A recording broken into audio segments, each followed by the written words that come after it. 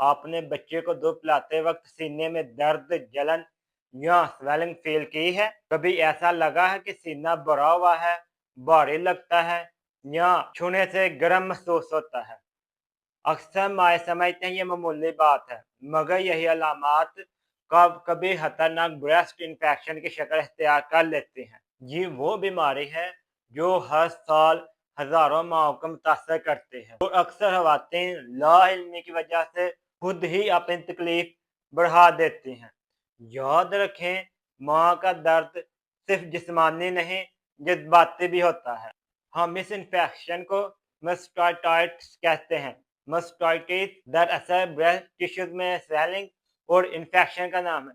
ये आम तौर पर बैक्टीरिया की वजह से होता है, जो निप्पल के जरिए दूध की बालियों में दाखिल हो जाता है।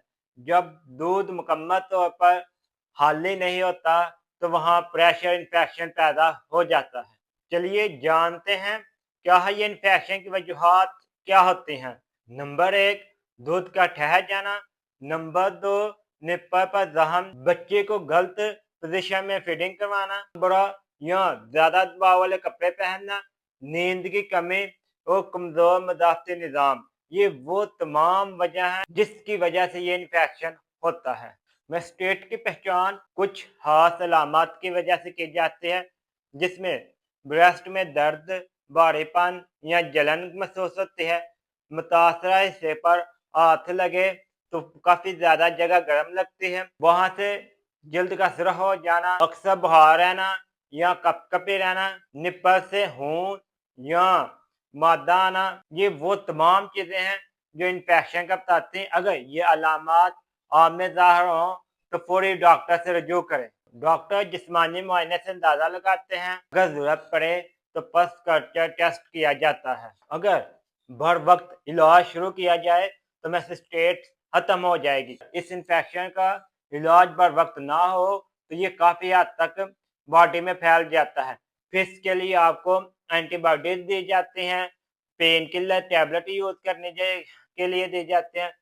बेस्ट हाले करना होता है, फीडिंग जारी रखना बहुत जरूरी होता है, ज्यादा पानी पीना और आराम करना होता है। मेरी बहनों, अगर अभी आपका इन्फेक्शन पहले मरहले में है, अभी आपका इन्फेक्शन शुरू हुआ है, तो आप घरेलू टोटके कर सकते हैं। ये आपको काफी ज्यादा फायदा देंगे। फीड से पहले गर्म पानी की पट्टी लगाएं। फीड के दौरान बच्चे की पोजीशन ठीक रखें। फीडिंग करवाने के बाद ब्रेस्ट का हल्का सा मसाज करें। तंग और गर्म कपड़ों से परहेज करें, खास करके अंडर गारमेंट्स अपने तंग ना पहने। विटामिन से भरपूर खुराक लें, दूध, अंडा, फल वगैरह शामिल हों। आए अब हम आपको मुस्तकबिल में मुकम्मल तौर पर इसके बचाव के चंद तरीके बताते हैं, ताकि आप हमेशा से इस इंफेक्शन से बच सकें। फीड के बाद निप्पल को फौरी खुश्क करें। फीडिंग में ज्यादा वक्फा ना दें। अगर निप्पल में जख्म वगैरह हो तो लोनोलिन के नाम से एक क्रीम आती है, लिहाजा आप उसका यूज करें। याद रखें, माँ सिर्फ एक फर्द नहीं, एक मुकम्मल कायनात है।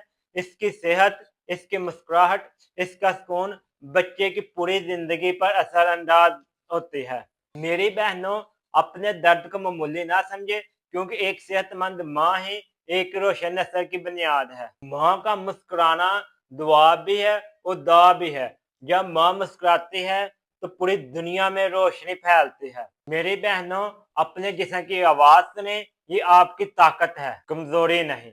अगर आप या आपकी किसी फ्रेंड को ब्रेस्ट इशू है, आपको ये स्क्रीन पर हमारा व्हाट्सएप नंबर शो रहा है, आप इस पर मैसेज करके अपना मसला बता सकते हैं। हम आपके मसले के मुताबिक आपको मालूमात फराहम कर देंगे।